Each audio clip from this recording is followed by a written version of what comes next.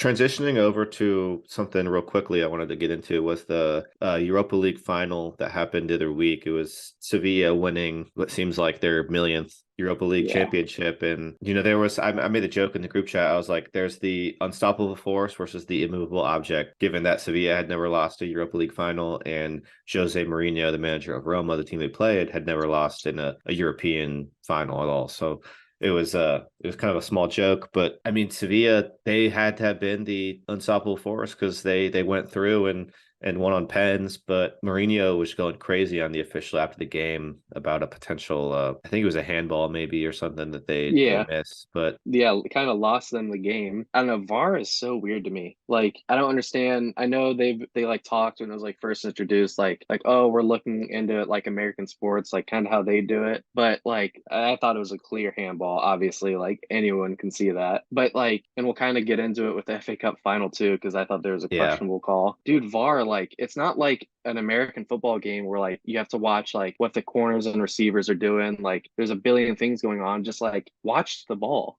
and it doesn't take that long. It's not like evaluating a foul because sometimes slow motion things can look worse than real time. It's like all you're looking at is if the ball like hit the guy's hand and his hand was in like an unnatural like kind of position, like not close to the body. Like that's it. And yeah, I'd be livid if I was Jose Mourinho acting out like that. Probably not called for, but I mean, Jose Mourinho is going to Jose Mourinho. So, literally. but I'd be livid. Like that's a final. Like you worked your whole season for that. Like your chance at a trophy, and it kind of gets I don't know, leaves a sour taste in your mouth for sure. For sure. It is unfortunate because Roma was looking pretty good in the tournament, and I think that would have helped them get into Champions League next year because I think they fell out of the Automatically qualify. yeah, I Yeah. think they fell out of the rankings in Serie A, which unfortunate, but it happens. You did mention the FA Cup though. Manchester City beat United in the FA Cup Manchester Derby to win the double. Obviously, they have a chance to go on and win the treble. But there was the handball on Grealish.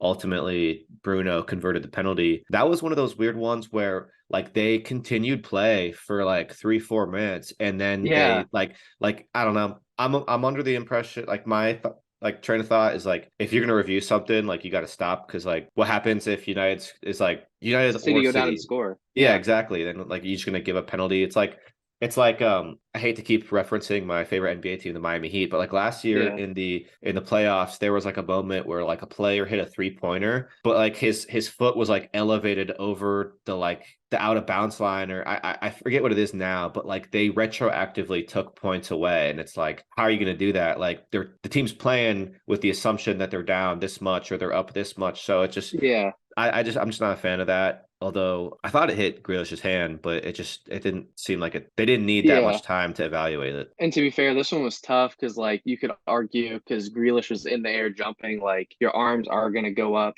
and Grealish was turned like his back away from Aaron Wan-Bissaka, and like as he like turns his head, the ball hits his hand, so it's not like it's intentional. But I mean, I feel like that decision should not take 3 to 4 minutes because, like you said, I think when I was watching it, like City were just kind of passing around the back for 3 to 4 minutes, like waiting to see what would happen with that. And it's like again, there's not a thousand things going on. Like you watch the clip once or twice, maybe once or twice in like full speed because again, like slow motion can kind of affect your judgment. But yeah, 100%. yeah, that kind of again just no faith kind of in VAR, and I don't see the point if like you're gonna make mistakes like that. But I think in those like cup finals and these really big games, like if you're gonna be using VAR like that, I think you need to be like implementing even more cameras. Like you need to have the yeah, most like I think there was one of these leagues like especially stopped around the doing penalty the box. exactly. If Yeah, anything, primarily there for like offsides calls and everything. It's worth it, I think, to for these leagues that have so much money to just invest a little bit extra because you're gonna yeah, end up having happier viewers, happier spectators. And I think I saw like a IG reel or something. Like the people in the stadium, like they don't know what's going on either because they just see like a big thing that says like VAR on the monitor. That like when yeah. we're They're at not even home, showing. we can at least see what they're reviewing and like get the clip on slow motion. But the people in the stadium, they're kind of just sitting there like very anxiously waiting. Yeah, even us too. Like again, like with our sports here, like you'll have like the commentary team will bring in like a like expert on the rule book and kind of give his opinion. So like Hmm. I don't know. And obviously like the soccer culture, it's like a lot more crazy, like the atmospheres are wild, like to kind of control that by like informing people. And you'd think like VAR was just like a camera off to the side that the ref would go on to. But if you watch the pregame, they have an entire booth with like 15 monitors and like a crew of like 7 people, and they Right. can't come up with a decision. It's like, what are we doing? It They're makes like people even more specifically mad designated. They're like because specific with designated for VAR. yeah, if back before VAR, like the ref called it and like was immediate, like, yeah, it's a pen. And then later on, like they slow motion it, like people on Twitter, and they're like, ah, that shouldn't have been. Like, it's like, all right, well, but like when you're making like an error and like kind of causing that in a game, when you do have all this technology there, like it just makes it more frustrating. But Hmm. I don't know. Well, ultimately, that didn't matter though, because Manchester City did go on to win, and both goals were from Gundogan, and he just turns into. I think it was Kyle Walker who said that he turns into prime Zidane at the last stretch of the season, and it's true. Like he had that game where he could have had the hat trick, where Holland gave him the pen, and then like I think he scored in another game after that, and then obviously he had the brace, the FA Cup, and it's just crazy. He just like really goes crazy. He goes beast mode at the end of the Yeah. year. Well, and that's the thing with City. It's like teams focus so much on Holland, but like literally anyone on the team can absolutely just kill you at any moment. Hmm. Like it seems like when someone's not firing, someone's always stepping up. Like Mahrez is always like up and down, but like he'll have games where he'll score a couple, kind of go on a run for form of games, and he'll switch like Phil Foden, and then Holland's going off scoring like back-to-back hat tricks. It's just so tough. But I mean, when you get off to the start, City got off to 15 Yeah, seconds on I the think it, volley, I think it was actually 12 12 seconds. seconds actually. Yeah, because Yeah, I saw Gundogan posted it and it was like fastest goal in yeah, FA Cup history. yeah. Like United should have just ended the game there. It's like you're not, and it's what's like really crazy about like the evolution of this City team is it's not like they're scoring like 5 or 6 goals like they used to, and then got kind of like complacent, kind of relaxed, and they like give up these leads. It's like they'll score like 2 or 3, and then absolutely just kill the game. That's what they did. But United again showing like kind of their season like mantra of like the inconsistency because they were dangerous at times, just like not enough. But yeah. Now, before we do get into the Champions League predictions and everything, since that's coming up this upcoming weekend, I did want to talk about some of these moves and stuff that we've already gotten confirmed. Karim Benzema is leaving Real Madrid and he's Mhm. going to the Saudi League. I think Al Ittihad is like the rumored team. I'm just gonna just for the sake of not looking like an idiot, I'm just gonna say he's going to Saudi Arabia, which that much is confirmed. They gave him the Yeah. farewell. They were tossing him up and everything after the game, and it's a huge loss for Madrid. Before you said your piece, I wanted to ask a quick question. Where do you think Benzema ranks like all time on Madrid players? He's got to be Like top way five, up right? there. Yeah, he's the second like all-time leading goal scorer. And it was weird. Like I was not disrespectful to like Benzema back in like the Ronaldo Bale I Benzema was. days.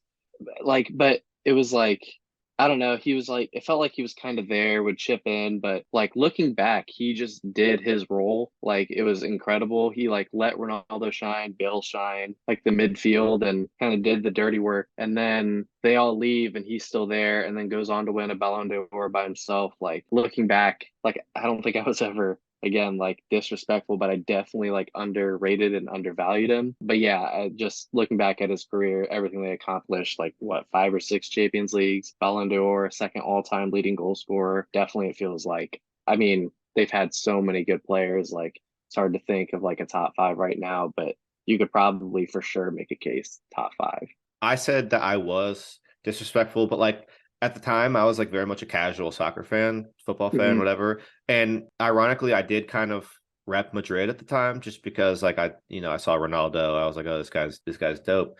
And I'd be Mm-hmm. looking at their team and I'd be like, what does Benzema even do? I'm like, you got Yeah, Ronaldo out here doing what his thing, and you got like Gareth Bale. I was like, what does Benzema even do? But like now that I've come to appreciate like the sport and everything, I realized I was like, I mean, Benzema kind of played in like a 10-ish role, I feel like, for the longest time. Because it's like Ronaldo would like creep inward in the central field, and like Benzema had to yeah. sacrifice his role almost. So definitely a huge loss for them. And, a legend is leaving. Yeah, absolutely. Good for him though, like getting his bag. It did seem like all of a sudden he was just gone. And then there was like all those reports coming out saying like he's changed his mind, he's gonna play one more year at Madrid. And That was then weird. so like yeah, and like I still see those, by like, I don't know how reputable they are, but there's just a lot of people talking about it. So like they're getting it from somewhere. I don't know. But yeah, I think Real Madrid are gonna go crazy in this transfer window now because they need help. I think I saw something, Vinicius and Rodrigo are their only two remaining attacking players Hmm. because like Asensio leaves too. Hazard. Mariano, who Hazard. I forget, dude. Him being there is just like a fever dream. Like it doesn't even feel real. But yeah, so I think those are the only two attackers. So they're about to go crazy. I saw on ESPN FC Instagram, they posted a graphic and it was Harry Kane and Jude Bellingham both in Madrid jerseys. And it was like Madrid transfer window loading or something. And I was just like, please, God, no. Both of them? Like I know that would be nuts. that's like 2/3 of the podcast. Like, well, like half of the podcast at least being Right. pretty upset Because about that. Actually, no, like 3/4 because I don't want them at Madrid. What the like? yeah, I mean, for the longest time, like everyone was like, "Oh, Jude's going to Liverpool. Jude's going to Liverpool. Like it's a done Yeah, deal." Especially with like the freaking Beatles song "Hey Jude" and everything. yeah, And then obviously Kane's like the greatest Spurs player ever, and Morgan's a Spurs guy. And then you being Barcelona, a big Real Madrid rival, it's like we're yeah, all just getting dinged here. If that were to yeah. happen, it wouldn't surprise me if that did. The thing that would surprise me is if Kane left, because I just don't see him going to another country. Like I doubt he speaks a lick of Spanish. Yeah, that's the thing too. Like the English are like notorious for like not really leaving England to play unless it's like the Jude Bellinghams where it's like a couple years, like Hmm. Jadon Sancho's like abroad kind of just getting game time. But yeah, it'll definitely be pretty interesting to see. For sure. The next one, not as big of a deal as far as the immediate ramifications and everything, because he's definitely on the older side. But Zlatan Ibrahimović has or let me rephrase that. I was gonna say Zlatan Ibrahimović has retired from football, but I think the better way to put it is that football has retired from Zlatan Ibrahimović. I think, some notable, I think it was like Ramos posted that, like, one Yeah, of the news outlets reposted this story, but I think Ramos said that. And it's just like the most accurate way of describing it. Cause I mean, he's just like an enigma in the best possible way, in my opinion. Like what a legend. Like you yeah. look at his career and like, I don't like, let's just say he played like 20 years. Like the second 10 years is like arguably like more impressive than the first 10 years, which is just nuts to think about for a striker. Yeah, like how well he's been doing at this age. I think what makes it like obviously like he's like such a big character and like so recognizable even to like casual, even like not really like even less than casual football fans. Like everyone knows Zlatan Ibrahimović and kind of his antics, but just like on top of that, it just feels like this era of like soccer is like kind of almost at the end. Like we're just like grasping on to like a few people left of like that like I don't know, early late 2000, like the 20 teens, and then here we are now seeing all these like stars you just like grew up loving just kind of being done. It's so sad to see, Hmm. but I um saw some post and it was like Tom Brady, Peyton Manning. It just like named a bunch of like quarterbacks. And it's like your childhood is over. And I was just like, damn, we really are just full on adults now and everything. It's the same thing. Like Ronaldo's yeah, already in Saudi Arabia. Benzema's going there. like Luis Rumors that Suarez. Suarez, Yeah, he's back in Uruguay. Marcelo. There's rumors too that some of these Saudi teams are going to go after. I saw Di Maria, Firmino, Modric. It's just crazy. We are really entering a new era of football. With yeah, some of these young kids are taking over. Holland, Mbappe, Vinny are like looking like they're the best players in the world now. yeah, and hopefully they just like continue to give us some like magical moments because like I don't know, that's what made like this era so special is just like watching like Messi go on these like incredible, just like mind breaking like runs where he's dribbling past like seven people. Ronaldo kicking like insane free kicks from like 55 yards out. That's just a missile into the corner. Zlatan doing his bicycle kick from 50 yards out in the Sweden game. Like Yeah, oh my all God, these against just like England. iconic moments. Yeah, all these like iconic moments just like hopefully like we have more of those and obviously they don't just become iconic immediately. It's like kind of over time Hmm. remembering, but yeah, what an era. What an era. Yeah. Last topic of discussion we had to get to today was the Champions League final, which is taking place on Saturday between Manchester City and Inter Milan. Before we address it, I have a Inter Milan thing hanging from my closet right there. On the other side, it says Bayern Munich. My dad got it from me while they were in Europe. It's just a coincidence. I didn't want the Bayern side showing, so I just had to Yeah. say that because I rearranged my setup and everything, so you can definitely see it now. I not a Milan supporter, not a Inter supporter, but I For might this pick them game. for this game. I might pick them. But first, I wanted to hear your thoughts because we made that joke earlier about like Lukaku and how he may or may not be dating Meg Thee Stallion, and how it was like there's those memes where it's like Jordan Poole when he sees the baddies in the front row going crazy in the NBA. It's like Yeah. it was like Lukaku seeing Meg in the crowd, and then like he scores a goal. Like we joke and everything, but the last three Champions League finals, I think, have all ended 1-0. That doesn't really affect this game too much, but I thought it was at least worth bringing up. Yeah. I mean, what? No Lautaro Martinez. He's out for the final, right? So it has to be Lukaku up I top. did not know that. I think, yeah, it has to be Lukaku. Well, I mean, I guess it doesn't have to, but it's obviously most likely going to be Lukaku. But dude, if that's what it takes to motivate the guy, like if he goes off, obviously gamble responsibly if you're a gambler in legal states. But like I think I'm putting money on at least one Lukaku goal, probably a Gundogan goal too. Literally. But I think just the way City have been playing, like they're not giving up these like weird leads like they kind of have in the past, letting some goals slip by. I have City winning 3-1. That goal coming from Lukaku, a Gundogan goal in there, probably like a Holland, but I just think it's City's year. And like I said earlier in the podcast, like they score like two, three, like maybe four goals and then are just able to completely shut you down, wear you out with like the ball movement. You're just chasing the ball 75% of the game. And then what worries me is just kind of talked about it all year too, like the Milans, both AC and Inter. Just like the inconsistencies, you don't know which one's going to show up. But again, it's a Champions League final. You never know what's going to happen. I don't know Lukaku personally. I don't think you do either. Maybe he's super motivated by Meg the Stallion, and we just see some nasty Luis Suarez versus Norwich type stuff from him. Oh my And God. then Meg drops a song and drops some bars about how she's dating a Champions League winner. So Literally. I'm gonna go with you. I do have to pick Manchester. They're just an unbelievable side right now, the way that they're playing, the way they finished the season.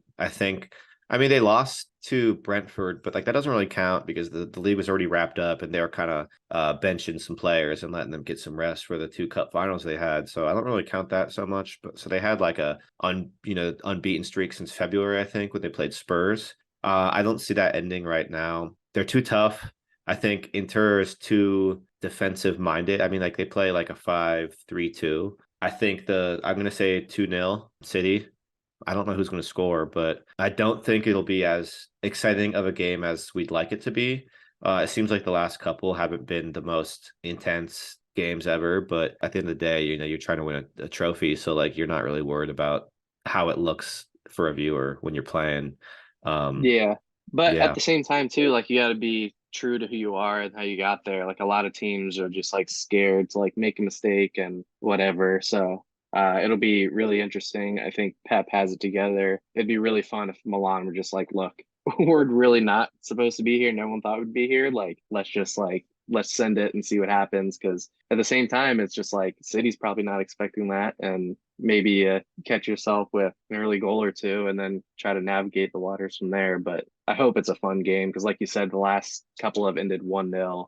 Like not the most exciting finals. Like we can get like what the World Cup final was this year, and then the Oh my Champions League God. similar. I mean, dude, I don't know how you can top those kind of levels, but if we can get just half of that, I think we're in for a good time to kind of end off the year before we get into some small international tournaments and maybe some MLS on the podcast, some Yeah. South American soccer, but we'll see. We got to pull And out some transfer like window. transfer window, of course. I know that there's been a couple reports and everything, but it hasn't officially happened yet. So it's like it's tough to like report on these things without it being confirmed because like you don't want Hmm. to end up looking like a fool or anything. And we gotta talk about before we get off here, we gotta talk about the Spurs new manager. I'm gonna attempt Oh to say yeah. his name, but forgive me, Spurs fans and relatives of his. I'm Yeah. gonna attempt here now. We're gonna try it. Ange Postacoglu, I think that's how you say it. Ange Postacoglu. But we're gonna be hearing his name a lot moving forward, Yeah. so we'll eventually get the hang of it. He was the It'll be manager a Kvaratskhelia thing. literally because now we say Yeah. it so easily, but when you Yeah. first see it, you're like, whoa, how do you even Yeah. but it's just fun, you just gotta break it down Yeah. into the phonics. But he was the manager at Celtic last, winning the Scottish Premiership. So He's got some pedigree to him, at least a little bit. I think that this very much encapsulates everything that Morgan want. Like our friend, obviously Morgan, who's a Spurs fan. Like there were times where I thought like he was thinking irrationally about it, but like this seems like the best of both worlds and what he wanted. You know, he didn't want one of these like big name manager that or the pressure to get top four and be in Europe every single year. Like it's not necessarily there, but like you're also not expecting to be like some kind of like feeder team or some kind of like middle of the table team. Like the pressure will still be there since he's won leagues and everything. I'm very interested to see how this works out. Yeah, for sure. And the few video clips I've seen and like we've been talking in like our group chat about like they say he's like a very personable guy, but will tell you like exactly how it is and like be rough in moments.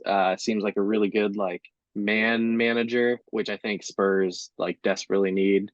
Someone like the locker room respects, but also like isn't too hard on them because it seems like when it is like the Jose Mourinho's, it kind of shuts them down and you don't like get the most out of your players. So I think he's like you said too, just like not a name like Jose Mourinho or Julian Nagelsmann. You don't have that pressure. And then someone that'll get along with the locker room at the same time, like not letting the players run the club. So yeah, hopefully this guy plays well just for obviously our friend Morgan's sanity, but just to like spice up the Premier League even more and make it even more of a fun league to watch than it already is. But it's gonna be For tough to sure. do. But I think that'll do it for us, and we'll catch you guys next week for some Champions League reaction and some off-season moves.